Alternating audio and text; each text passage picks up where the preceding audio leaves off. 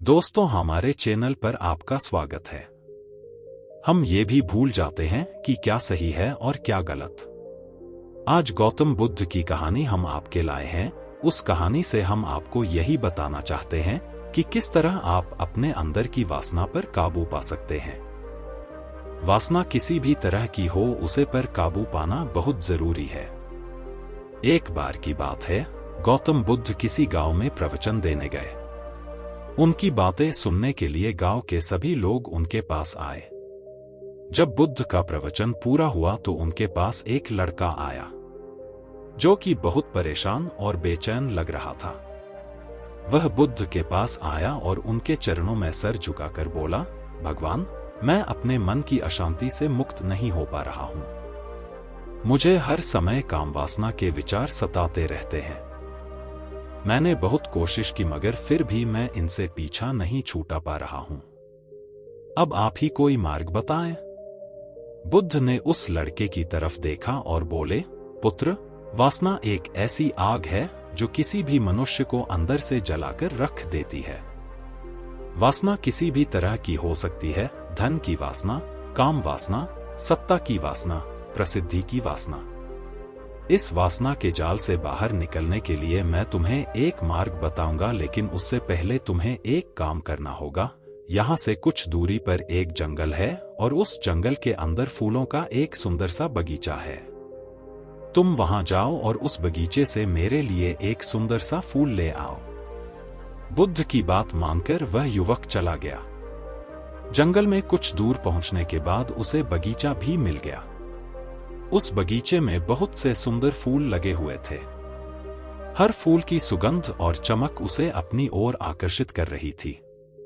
उसके मन में विचार आया कि क्यों ना वो सारे फूल ही तोड़ ले, मगर बुद्ध ने सिर्फ एक ही फूल लाने को कहा था, इसलिए वह एक अच्छे और सुंदर फूल की तलाश में बगीचे के और अंदर चला गया।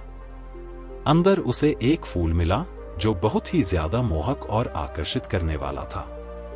जैसे ही उसने उस फूल को तोड़ा तो अचानक उसके हाथ में एक सांप ने काट लिया। वह दौड़कर गौतम बुद्ध के पास आया। इससे पहले कि वह कुछ बता पाता, जहर की वजह से वह बेहोश हो गया। बुद्ध ने तुरंत उसके हाथ से फूल लिया और उसकी दवा बनाकर उसे लड़के को पिला दी। कुछ देर बाद उस युवक को होश आ गया। होश में आते ही उस लड़के ने बुद्ध से पूछा, भगवान, ये क्या हुआ?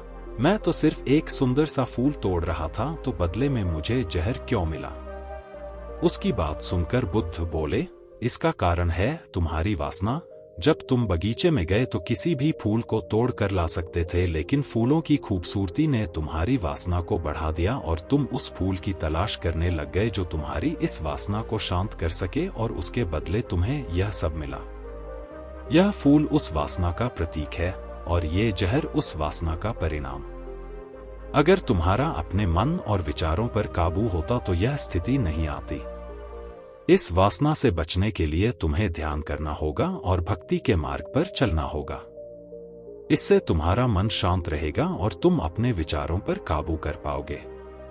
इस कहानी से मिलने वाली सीख, वासना किसी भी चीज के प्रति हो, चाहे वह पैसा हो, शरीर हो या प्रसिद्धि हो, यह हमें अंदर से खोखला कर देती है और साथ ही हमारे विचारों को दूषित कर देती है। वासना की इस आग से बचने के लिए बहुत जरूरी है कि हम भक्ति के मार्ग पर चलें और ध्यान लगाएं। उन चीजों पर फोकस करें जो सही है, ना कि उन चीजों पर जो हमें आकर्षित करती हैं और हमारा मन मोह लेती हैं। किसी भी तरह की वासना से बाहर निकलने के लिए बहुत जरूरी है हमारी आत्मा और विचारों का शुद्धिकरण। वासना मनुष्य को भीतर से कमजोर और मन को अस्थिर कर देती है। इसे दूर करने के लिए हमें ध्यान, संयम और विवेक की आवश्यकता होती है। जो भी आकर्षक और लुभावना दिखता है वह हमेशा सही नहीं होता। वासना का त्याग और आत्मनियंत्रण ही हमें सच्चे सुख की ओर ले जाता है।